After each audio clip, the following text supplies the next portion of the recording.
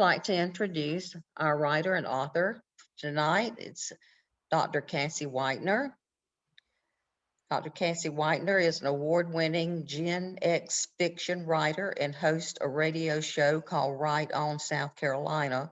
Her debut novel, After December, was a finalist for the National Indie Excellent Awards in 2020, and her second novel, Before Pittsburgh, releases in August 2021.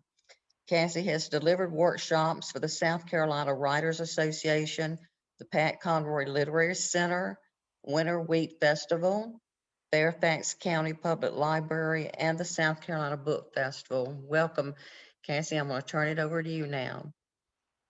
Thank you so much. I appreciate you for inviting me to be part of this. I've been so grateful to just be part of this literary community in Columbia, South Carolina, as a member of the South Carolina Writers Association and also as the host of Right on SC. And I've been glad to promote these events to our audience as well. So welcome readers, welcome writers. I hopefully will have something entertaining for you tonight. If nothing else, it will be entertaining tonight. I've been assured of that little piece at least. So let's jump right in. My name is Kasie Whitener. I am a novelist, an author, a writer of a bunch of different things, and I am primarily known as being unapologetically X. And you might kind of wonder what that means. And so I thought I'd put that into context here for us. I am a member of Generation X, which means I was born in the years between 1968 and 1980. And we have had a lot of changes that came our way as we came out of high school and went into college. And of course, things like the Challenger explosion and 9/11. And a lot of us were what are called latchkey kids. We were left at home in the afternoons. There wasn't the massive, after school activities that were available for the folks that came after us. So we were all sort of out there fending for ourselves in the suburban environment. And I've really related myself to this particular type of experience, this particular age group experience. And so I identify as a Gen X author. I think what's most interesting about this generation is that while we believe that we had a lot of things that we had to overcome, there was a lot of unprecedented sort of disruption in our formative years, right, in the 90s and with 9/11 and all of that. We don't think of ourselves as anything special. In fact, this hashtag piece is sort of a tongue-in-cheek making fun of millennials and everybody that comes after us for thinking that social media really even matters that much, because most of Generation X thinks of ourselves as totally ordinary.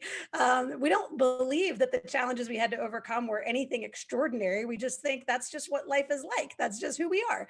And so I usually would just introduce myself, despite the Dr. Kasie Whitener, as just being totally ordinary. I will also give a little nod to our millennial friends with my she, her pronouns. But beyond that, really, what am I all about? I just love to write, and I've been writing for a very, very long time. And it has been the place that I went whenever I found the world to be maybe hostile, maybe difficult, maybe confusing. And that really comes through in my novels. After December and Before Pittsburgh, I'm going to tell you a little bit about each one as we get into it, and then read some passages for you. Hopefully you'll enjoy sharing with those. But this is my little Vita on the left-hand side. You can see some of the things I've been able to do in my career for the last few years, but I want to kind of focus more on the work than anything else. How did After December end up getting published? Well, I am a serial book club dropout. I say dropout, but in fact, I've mostly been kicked out of book clubs. And so I put together for the South Carolina Humanities Speakers Bureau this presentation called How to Get Kicked Out of Book Club. And the Pat Conroy Literary Center invited me down to Beaufort in 2018 to deliver this to their crowd. And the Fairfax County Public Library found me because of the Pat Conroy event. And they invited me to come to Fairfax County and talk to their book club convention as well. Well, it turns out Fairfax County is where After December takes place. And this is a novel that I had in my pocket. It hadn't been accepted. It hadn't been agented. It hadn't been there hadn't been a publisher that had really taken a nod at it. And I was walking the neighborhood with my good friend Alexa, and I said to her, I'd really like to publish this book because I'm going to go speak in Fairfax County. That's where it takes place. Also, I have this radio show, but like nobody really knows I got any writing chops. And wouldn't it be cool if I could get this book published? And she said, I'll publish it for you. So, it's all who you know. So Alexa she already had a well-established press, Cat Biggie Press, and she built an imprint called Chrysalis, and she took my book on as the first one. But before we took After December to print, I said to her, I want to make sure it's actually good. Like, I think it's good, but I want to make sure it's actually good. And so I gave it to Jonathan Haupt. Some of you might know him. He used to be the University of South Carolina Press director, and now he is the director of the Pat Conroy Literary Center. And so I sent it to Jonathan, and I said to him, if this isn't any good, just be honest with me so that I can stop this in its tracks and get it fixed up. But instead he sent an email back. He said, congratulations on a damn fine novel. And I thought, well, okay, if Jonathan thinks it good, it's good. It's ready to go. So we're doing this, right? We're going to print it. We're going to have this book. We're going to go to the Fairfax County Public Library. I'm going to try to market it. It's going to be amazing. I hand painted these wine glasses. They've got little butterflies on them. I bought some dog tags that are like an inside joke with the book. I had them printed up and I was ready. We filmed this really cool trailer. So I don't know how many of you are into QR codes, but that's what that QR code is on the screen. If you hold your phone up to it and take a picture of it, it'll take you directly to the trailer for the book. I actually had a full production company take actors out into a cemetery and take film footage of these people mourning their dead best friend, which is what After December is about. And we have a full production quality video there for the trailer for the book. So I did all this stuff. I was super excited about it. It's December, January, really picking up momentum, and then lockdown and COVID, and everybody went home. And that's the sad story of how After December got published. And since then, mostly I've been taking it to book clubs. I've been virtually like this, introducing it to readers all over the country, talking about it on the radio show, of course, but then also very fervently writing the follow-up to After December. So the synopsis of After December is that this guy, Brian Listow, who has gone off to college, he's 22 years old. He's in his last year in college in California. His best friend commits suicide, and Brian has to come home for the weekend. And the book is told in 5 days. So it starts with the very first day when he gets the phone call from his dad. That chapter is called Tuesday. And then it goes Wednesday, Thursday, Friday, Saturday, and Sunday. And we get each of these segments in the day, right? And I wanted to write a book like that ever since I read Michael Crichton's A Case of Need, where he tells it as day 1, day 2, day 3. And I was just obsessed with that format. And so I decided to write After December in that particular way. So Brian is in the 5 worst days of his life in the book After December. And it's a first person narrative from Brian's perspective. So you'll have to forgive the fact that, I mean, I do have a little bit of a scratchy, smoky sound to my voice, but I probably don't sound like a dude. So just have to imagine it's a dude. Okay. So this is Brian talking about, the chapter is Friday. So he's been there for a few days. They went out drinking the night before, they got super hammered, and he's a little hungover. And so he's having a flashback as he gets in the shower to clean himself up for the day. Where are we going? We were riding along Route 7 toward Leesburg in his dad's car. Tony let the radio play the oldies station, and neither of us smoked. We'd stopped into 7-Eleven and gotten 2 bottles of water and 2 Cherry Coke Slurpees. I found this place last spring, and it's amazing. I wanted to come back once the leaves changed, he said. And I'm going to share it with you. He grinned. Gee, thanks, I said. It was Thanksgiving break, and I had come home the Saturday before the holiday week. It was my 3rd year away, and last night we'd all been in Tony's basement getting drunk and playing cards until the twins left, and Tony and Kasie and Chris and I got high. Kasie had taken me home. We'd messed around in my parents' driveway, but I'd been too stoned for sex. I staggered inside and up the stairs around 4 a.m. Now it was 10:30, and Tony had kidnapped me for some fucking mission out to Leesburg. He drove for a while, and at one point I thought I was going to throw up, and then it passed, and then it happened again, and we still weren't there. Then he turned off the road onto a gravel drive, and we followed that slowly for a while as it wound its way up into the mountains. At the top, a crumbling stone wall and a tiny white wooden church. There were no cars, which was weird because it was Sunday, but there was no sign either, and I realized it must be abandoned. Tony was parking the car and then turning off the engine and getting out. I opened my own door and stepped out, looking up at the steeple. I could see, now that we were closer, where the boards had broken and the paint was peeling, and there was moss and mold growing on the corners and the windows. Look, Tony said. I'm looking. No, he said, over here. I backed up a bit, still watching the church, taking in the details of its decay and decimation, wondering about the people who'd once worshipped here, got married here, had funerals here. I surveyed the lawn, full of weeds and grave markers that had toppled over and crumbled. A sidewalk ran down the middle, from the front door to the road. I followed it, turning back toward Tony. He was standing on the top of a wall that separated the churchyard from the road. I walked up behind him, put one foot on the wall, made sure it was stable, and then climbed up beside him. Holy shit, I said. In front of us was a break in the tree line, maybe 50 yards wide, and beyond that, the deepest valley I had ever seen. It was blanketed on both sides with trees dyed all the colors of autumn: gold, amber, auburn, and crimson. The trees rolled down the hill in front of us and up the hill on the other side. It was a massive rainbow of leaves and branches like I'd never seen before and have never seen since. Tony and I had stood there quietly, watching the sunlight pour down from the early noon sky and bathe the valley in warmth. The chill of fall slipped past us, and I shoved my hands in the pockets of my coat. Fucking magnificent, Tony had said. It looks like it's burning. So Brian's best friend, Tony, has committed suicide when Brian shows up in Virginia on Wednesday morning. And the things he has to deal with are the broken relationships that he left behind when he was there over Christmas break, which was New Year's Eve. So we get this title, After December, from the idea that in 1999, Brian left after Christmas break and he never thought he'd have to come back. He was pretty sure he wasn't going to have to come back until well after the semester, months later, right? You could really disconnect in 1999 from everybody else in your life. You didn't have social media. You didn't really have a whole lot of email and anything like that.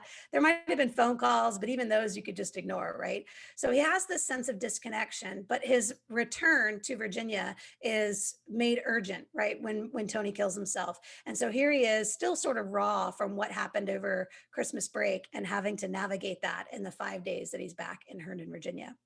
And I'm from Herndon. That's where I graduated high school. So I wrote it about my hometown.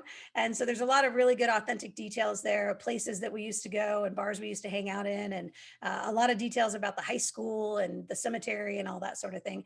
And I think that authenticity comes through. A lot of readers have said that it did. So if you're at all familiar with the Northern Virginia suburb area, this will give you a deep dive. And it did for the Fairfax County Library people who asked me, why would you write about Herndon? They were really a little concerned that I had chosen Herndon for the setting of my story, but I was like, oh, it's because it's where I grew up. So that's After December. I've been proud of it. It's one of the things that I think is the mark of a really good book is as I'm reading it, I want to keep reading it. I don't want to put it down. And I have had readers that picked it up and told me they couldn't put it down. And because of the way the chapters are structured, there's not very many breaks. There aren't very many chapters. So it is kind of a good binge read setup for that book. All right. So here I am, unapologetically X, out here with this book that is chock full of profanity. There's sexuality in it, there's drinking in it, there's drug use in it, there's a suicide in it, there's a tremendous amount of grief and mourning and loss and regret. And it's all happening to these people that are in their 20s in the late 90s. And it feels maybe a little bit distant, right? As a Gen Xer, we're 20 years removed from that period of time.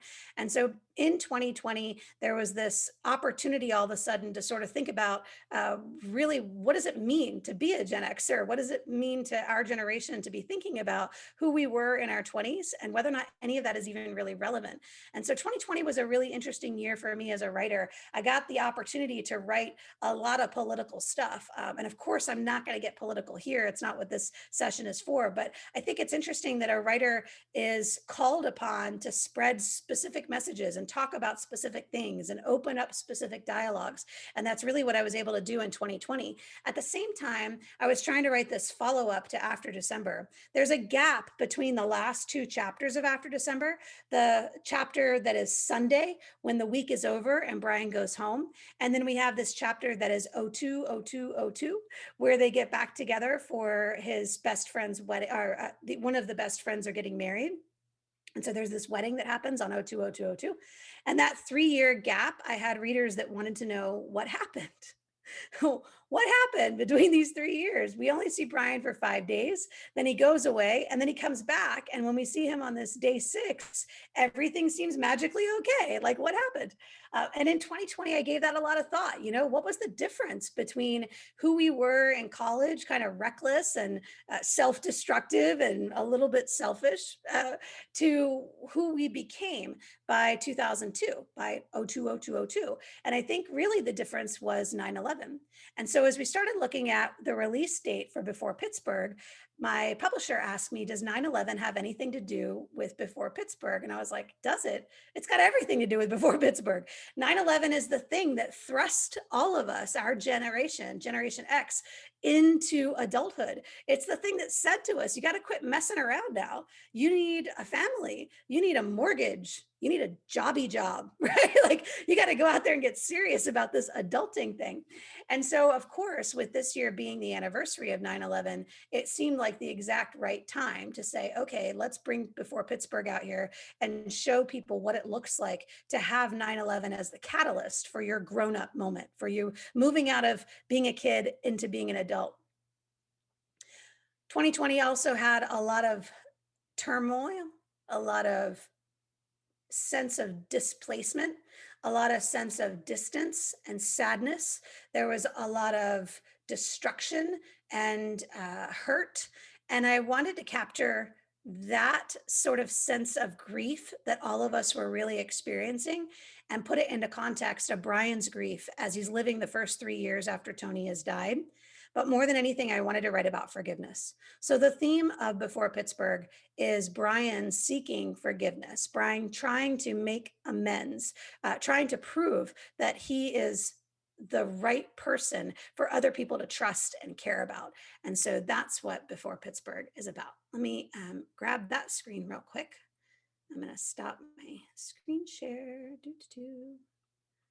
I moved my gallery. So there we go. Stop that share. And we'll start this other one.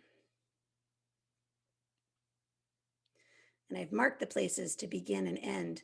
This scene from Before Pittsburgh has a good bit of dialogue in it. And so I wanted to give you a chance to be able to follow along with that. There aren't very many dialogue tags. So I was worried that if I didn't share the screen with you so you could read along with it, you might miss some of the dialogue. So here it goes. Case, I said, and tried to smile, but seeing her stung me unexpectedly, even out of context, even after all that time, even though she looked so beautiful, maybe because she looked so beautiful. Her cheeks were flushed, her hair a wild mess, and her eyes bright and wide. Then they narrowed and she said, "What the fuck are you doing here? Glad to see me? Get out." Kasie, let me explain. How could you let him in? This demand was thrown at Marlene. What? He said you went to high school together. This is Brian, Kasie all but shrieked it. Marlene's face went pale. Oh shit, like Brian? Fuck. Kasie threw her purse and coat on the couch and stood, hands on hips, facing me. She tipped her head at the beer in my hand. Make yourself comfortable. Come on, Case, don't be pissed. Don't call me that. You have 10 seconds to say whatever it was you came to say. Then you have to go. Marlene stepped away from the counter. I'm really sorry, Kasie, she said. I'll just give you two some privacy.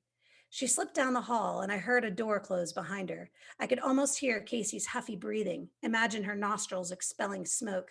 I'd write it that way, like she was a dragon and I was a reluctant knight.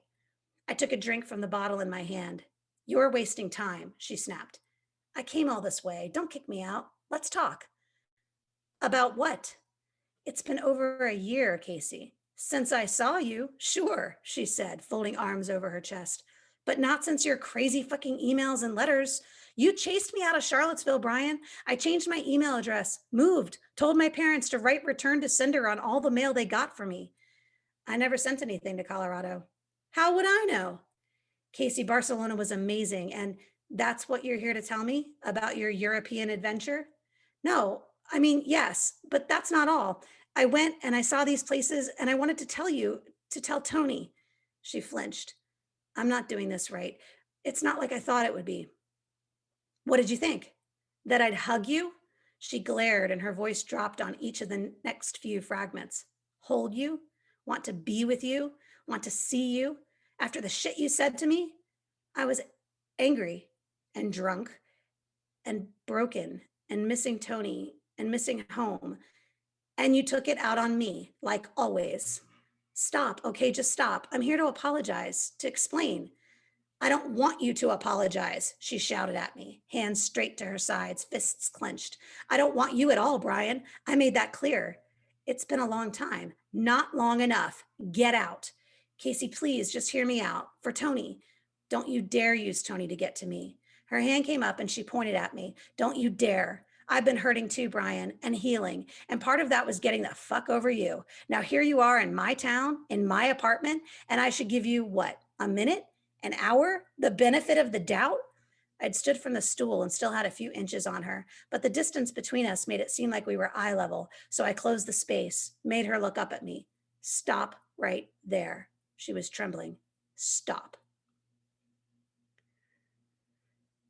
I don't know if that scene could have used a little bit more context. I started thinking as I started reading it, I was like, do they even know who Kasie is? I'm taking it for granted that perhaps you do. One of the messes that Brian has to clean up in After December is his ex-girlfriend, Kasie. And he had cheated on her, but she had cheated on him too. And they had a big fight over Christmas break. So in After December, we get this concept, this idea of, is there a reconciliation possible? Is there a way for him to fight his way back into Kasie's good graces?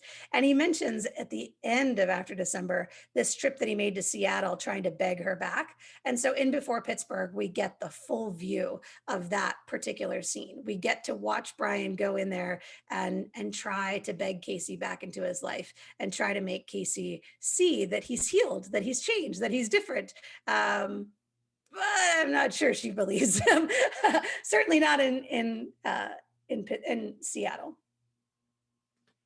So one of the things that challenges most authors is getting their books in front of the right audience and finding a way to help people connect with the book. So I thought I'd share just a few of the Instagram posts that I've built for Before Pittsburgh. These are just graphics that are going to go on social media. I'm using that hashtag Before Pittsburgh to tie them all together. But the first one on the left is about a drinking game that we used to play in college that Brian and Tony are playing in the very first scene of Before Pittsburgh. The second one is some lyrics from a song that was part of the playlist for Before Pittsburgh. And then the third one is a scene where Brian is doing what Brian does best, which is seeking forgiveness in the arms of a lover. There are opportunities in Before Pittsburgh to share these little glimpses of Brian's desperate efforts to heal and to go through his grief process. More than anything, Brian wants to follow a set path. He wants things to be neat and easy, and he wants to be able to check these things off his list.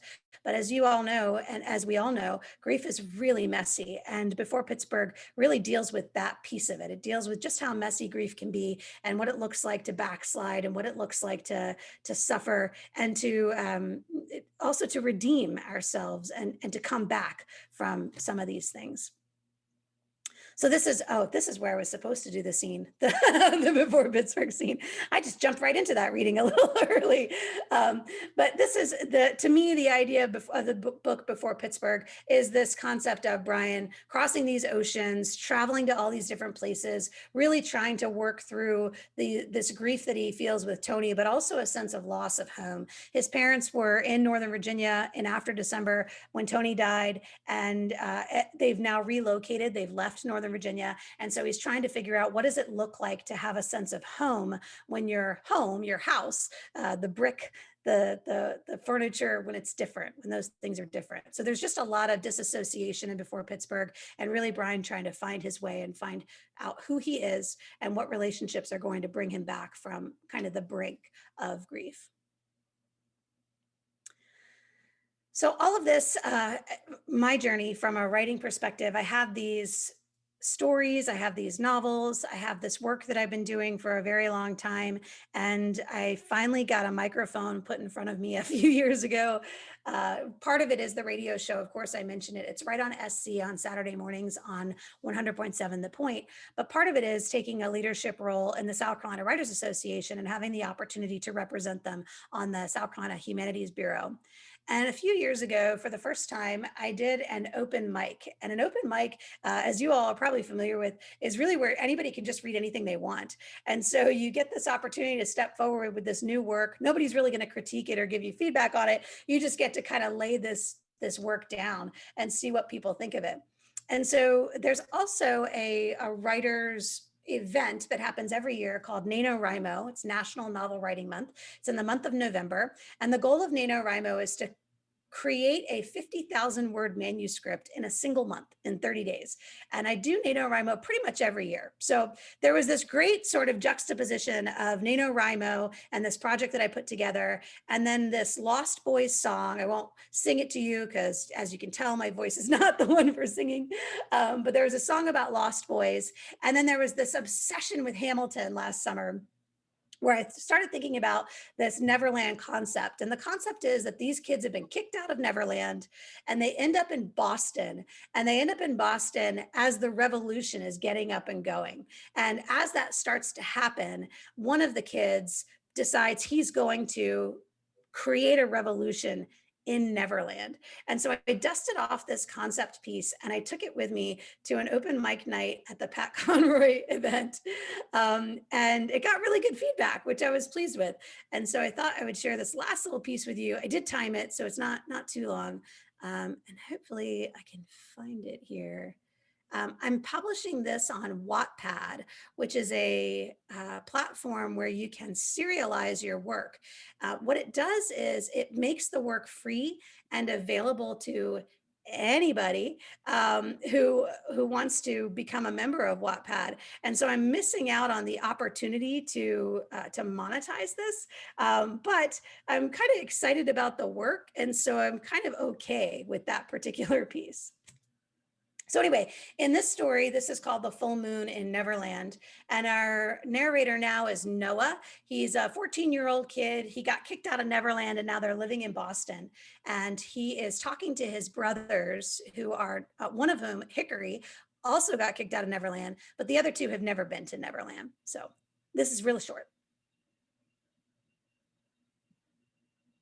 The stories, though, we kept up between us. The stories reminded us of who we really were. The moon was a comet, I said, a beautiful maid with red, fiery hair that streamed behind her, and fast. She was so fast. And she would race around the cosmos, giving chase to witches and goblins. And pirates? Mickey asked. Gah, pirates cannot get to the cosmos, you dolt, Hickory said. Don't you know nothing? There was that one pirate ship, Alex said. He was forever trying to participate in the stories, make our memories his own. The one that flew, that Noah tried to stop. The one that had tossed me overboard, sent me to London where I'd grown up, become this teenager, unrecognizable to my lost brothers. For a moment, I wondered if I ought not to have told that story. Hickory's right, Mickey, I said gently. Pirates have to stay on the sea. But the moon, when she was a comet, she chased everything else out there. Stars were afraid of her. The sun hid from her. She once took on a lightning bolt and beat it across the galaxy. Her laughter could be heard in every child's bones and on every cool wind that came off the sea. I glanced back up through the window at the heroine of my story. Then one day she raced past the earth and saw his strength and beauty. She saw the way he cradled the islands in his ocean arms and pushed clouds across the water with deft hands. She saw how he raised the trees from the dirt and shaped the mountains on the horizon. She saw love in his gaze and his touch. The moon, who was a comet, raced faster, trying to get the earth's attention. Her golden red hair burned brighter, her quicksilver eyes fierce and brave. But the earth just chuckled at her. Silly girl, he told her, you need no speed with me. The moon, who was a comet, she didn't believe the earth. She said, run with me. And he said, nay. She said, chase me. And he said, stay. So she slowed down and came closer. Mickey and Alex were sitting up now, leaning toward me as I told the tale. Hickory had his eyes closed. He knew the story. He knew what happened next. The moon let her hair cool and her body still. She got nearer to the earth and bade him look at her. The calm and gentle way he'd held the land, the cool and refreshing way he'd borne the storms. She said, "I'm here now." He said again, "Stay."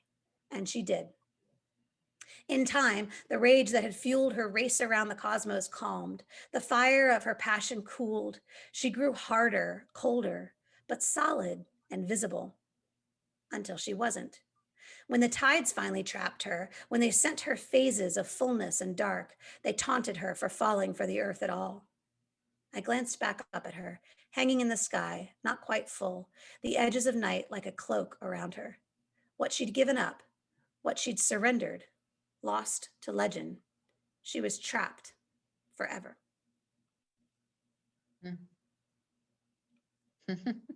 Yeah, I know, right? Just like the earth to trap that moon. What a stinker.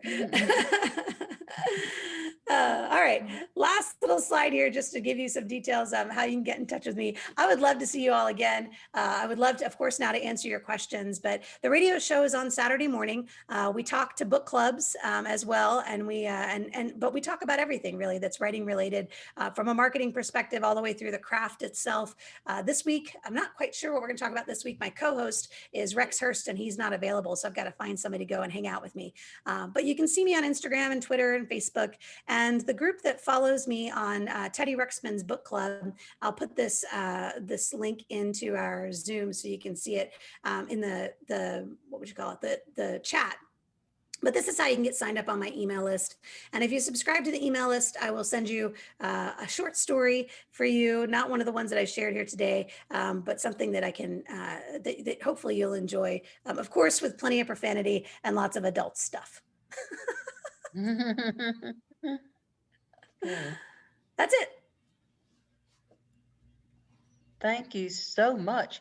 Kasie, I want to say that we do have a few questions, and I'm copying this also while I'm talking on the Ruxpin Book Club. That sounds interesting. First question we have is, Kasie, how hard was it for you to write from a male point of view, or was it easy? It's not hard for me at all, actually. Most of my characters turn out to be male point of view. This character, Brian, has been with me for a very long time. When I moved to California in 7th grade, I was there all the way across the country by myself. I was kind of lonely. I started writing these stories about Brian, who was my little 6th grade boyfriend that I'd left behind. And he just sort of became my alter ego. So Brian's been with me for a while. I have a vampire novel that's also from a male point of view. His name is Blue. And then, of course, Noah in the Neverland stories. So these characters just come to me. That's just who they are. Now, writing them realistically has been a challenge, especially because when I read them out in writers group, people hear my voice. And so they'll say things like, this doesn't sound like something a man would say. This doesn't sound like, he doesn't sound like a man at all. But now I've had readers that pick up the book that don't hear my voice reading it, and they think it very much sounds like a man. So I don't know. I think if the characters are authentic to you, then it doesn't feel that hard. But I have short stories from female points of view. I've never written any real minority experiences or person of color points of view as a first person. My first person has always been something pretty adjacent to my individual experience. So I guess there's that. That question was from June Baswell. Another one from Carolyn Hartley. Carolyn asks, Cassie, do your readers prefer printed or audible books? Your voice is rich for recording. Well, I would love to record audiobooks, but like I said, because these are from a male point of view, I haven't recorded any of mine as audiobooks. I'm not sure what my readers prefer. I know that I get a good reception when I do open mics, so I guess the reading's okay. But I would love to have an audiobook. I just need to find somebody who sounds like Brian in my head. It's interesting too, because so right now, because we're marketing before Pittsburgh, one of the gals that does Instagram for my publisher sent me these pictures of who she imagined Kasie and Brian to be. And I got so tickled about it because she shared these pictures. And I was like, oh no, friend. That is not at all who these people are. And I sent her these other two pictures. And I was like, all you need to know is smoking hot. Brian is smoking hot. Like that's the crucial piece here. And so then I was showing it to my husband. I was like, okay, which of these is Brian? Like these two side by side. And he of course picks the one that I picked. And he goes, he's smoking hot. I'm like, I know, like that's the whole point. Did this person even read the book? So it was kind of interesting to think of how my readers imagine who these characters are and what they look like, because I don't give a whole lot of detail to it. I just give a couple little things and leave it in for people to fill it in, but I'm not sure. Well, while we're talking about audio versus written, I know working with Reagan, she's also considered doing audio, but the finding somebody, I think, to help you along with that as far as being the reader. Have you ever had anybody on your radio show that knows about this on how to find audio readers and more about the process? Yeah, as a matter of fact, Mary Sturgill, who, and I can leave her information in the chat if you wanted or send it to you. Mary Sturgill is a voice actress up in the upstate. She was a member of the she is a member of the SCWA.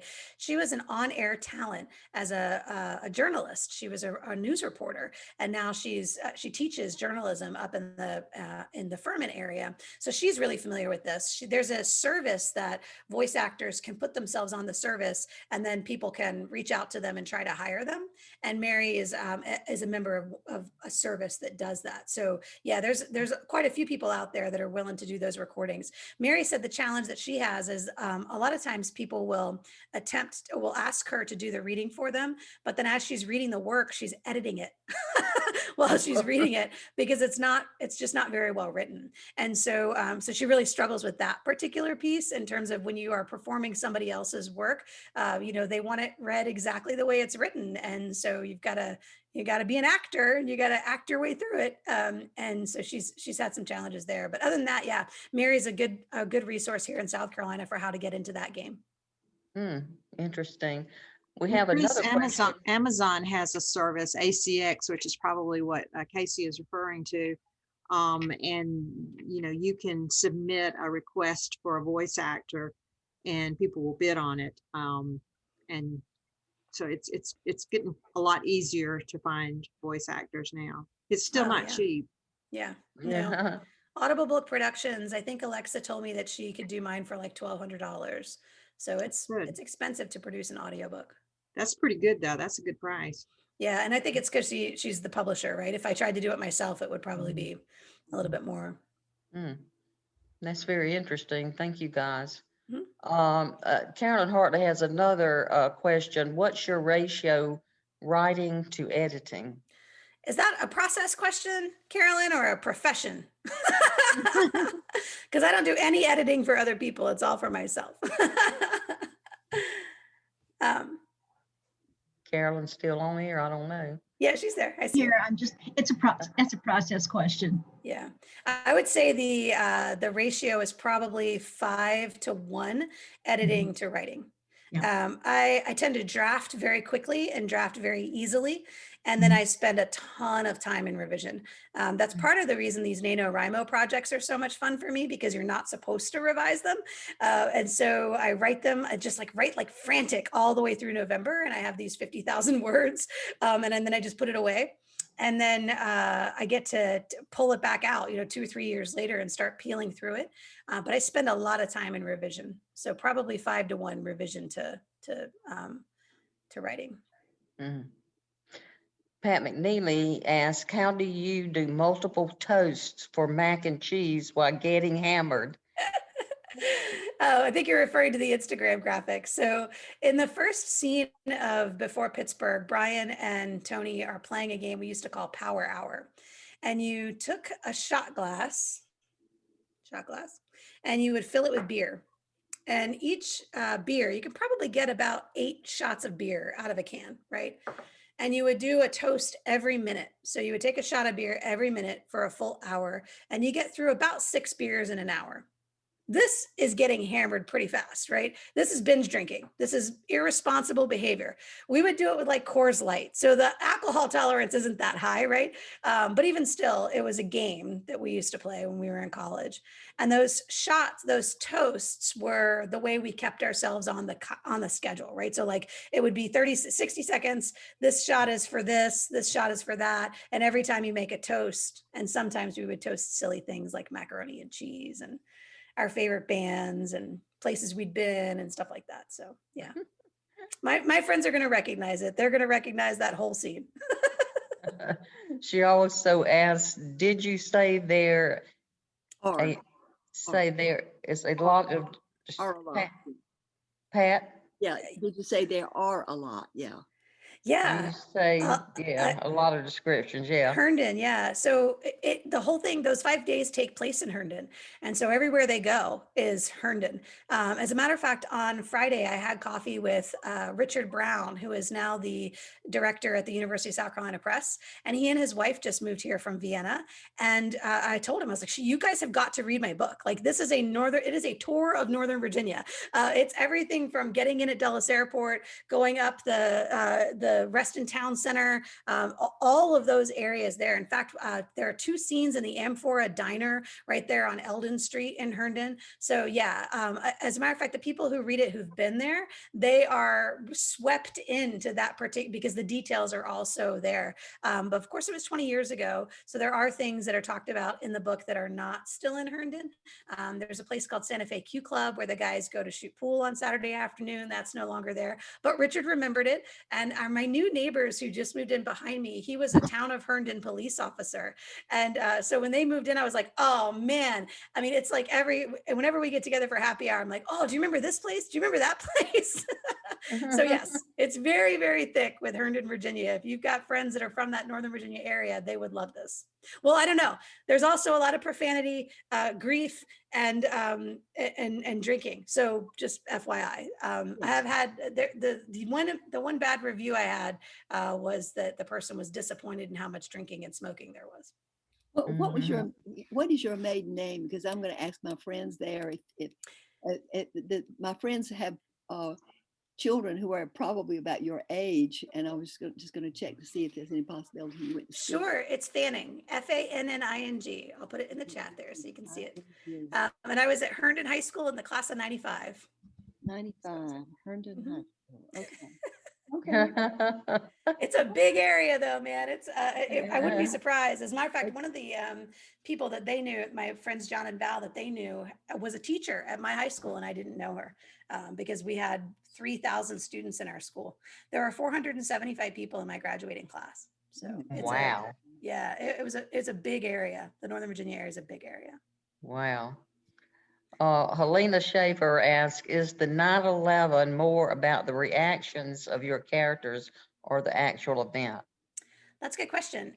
So the way Before Pittsburgh is structured is we begin with Brian going through his grief in months. So we get June, July, August, September. Then he goes back to San Francisco and we get seasons. So we get winter and spring and summer and fall. And then we get these scenes that are sort of vignette scenes that are in different cities. So we get Paris and Nashville and Los Angeles. And then the 9/11 scene is told in a minute by minute account of how Brian experiences 9/11. And I won't spoil it for you, but he's at Dulles Airport and he experiences 9/11 from Dulles Airport. And so it's all this, we had gone to where we were sort of microcosmed in on like the month by month and how deep we were in his grief. And then we really pulled back and gotten this kind of overview sense of Brian until that 9/11 scene where we're back in the minute by minute. How did that day unfold?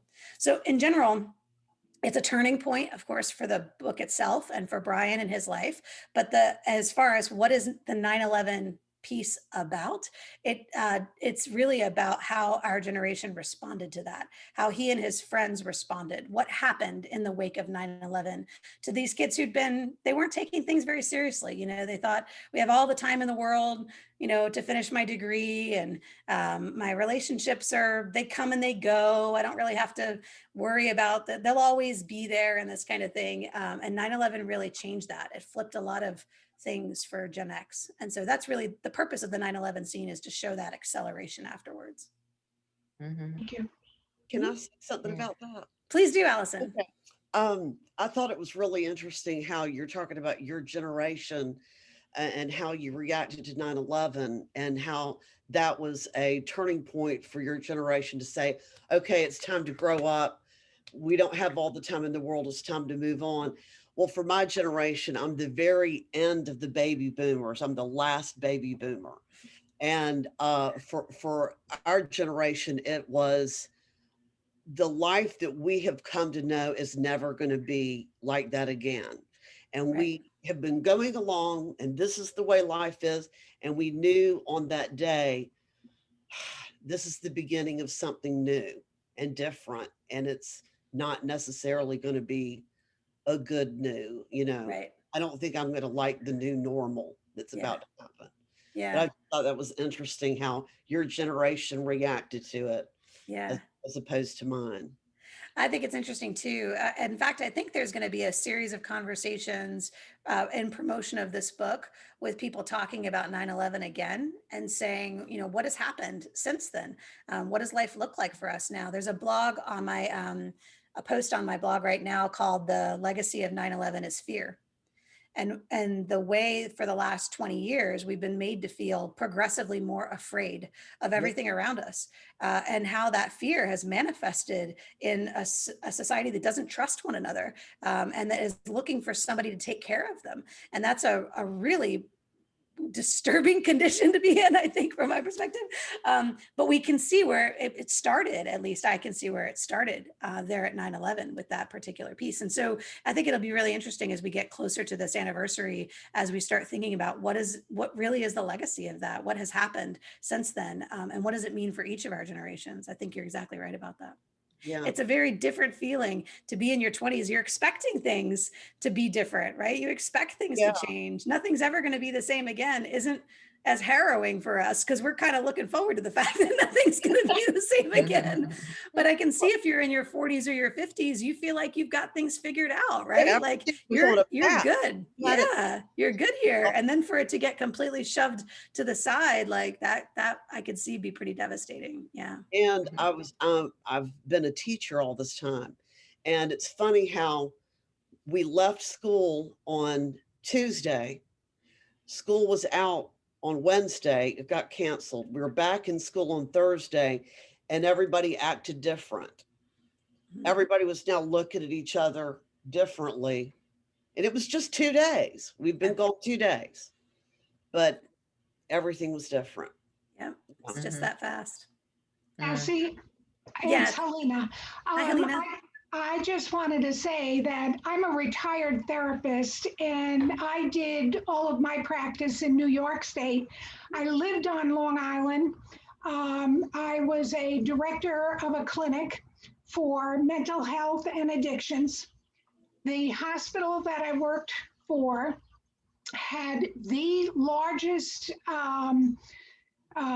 number of deaths in that area of Nassau County. And that was part of where my question was directed at.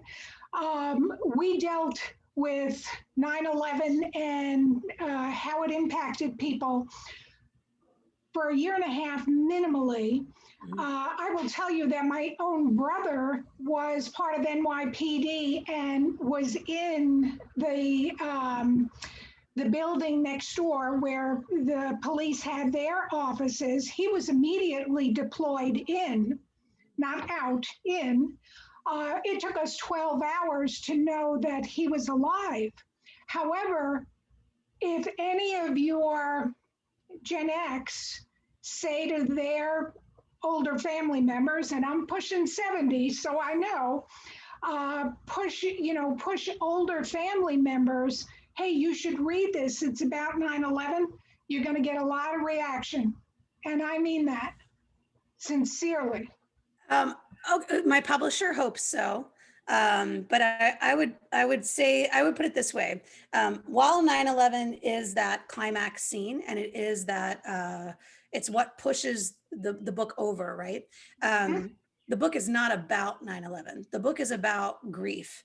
Right. It's about, and growing up and growing through that grief. And 9/11 is just a piece of that. So, but yeah, I think that's what my publisher's hoping, is that the 9/11 conversation is going to generate interest in the book. But I just want to like warn people, like it's one scene.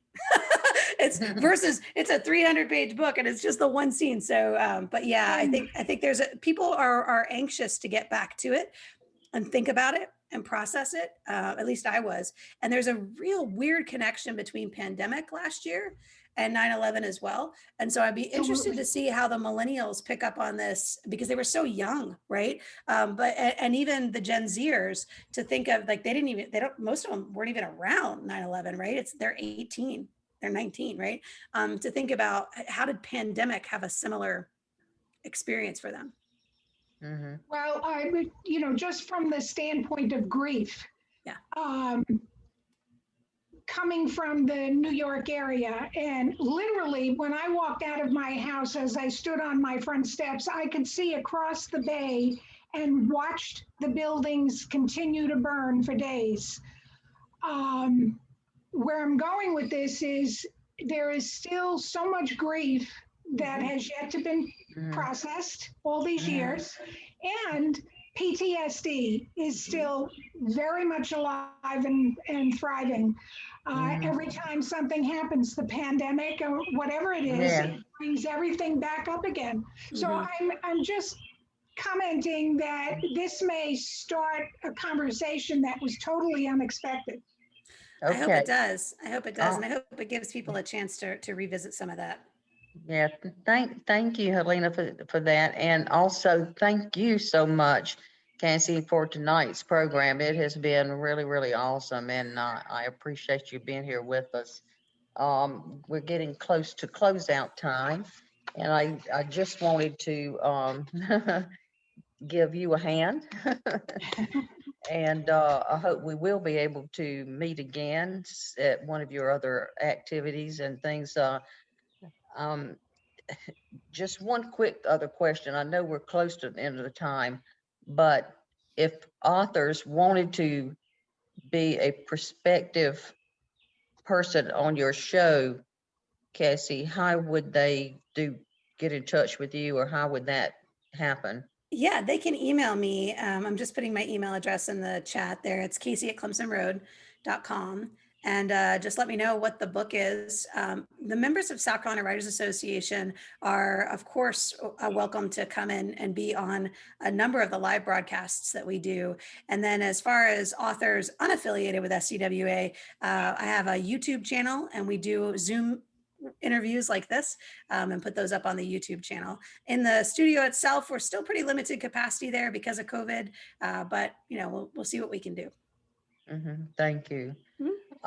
In my closing remarks, I'd like to say that Words and Wine is going into its 4th year. We just celebrated 3 years in May. And wow, to top it all, you've been awesome here tonight. And I want to thank all the authors who have presented over the 3 years, and thank all the readers and writers for the support that you all have given me. But I'm going to hold off on doing Words and Wine in July and August, and then spend some time contemplating post-pandemic, whether, what's going to be Words and Wine in the future. So I will keep you all updated on the Words and Wine group page on Facebook, and we'll just see what the future holds for it. Okay. All righty. Good. Reagan, did you have anything you wanted to add? No, as I said in the chat though, Kasie, great job. Thank you so much for being with us tonight. Thank you. I appreciate you. Thank you, everybody, for being here. Thank you. Okay. Good night, y'all. Night. Thank you. Good night.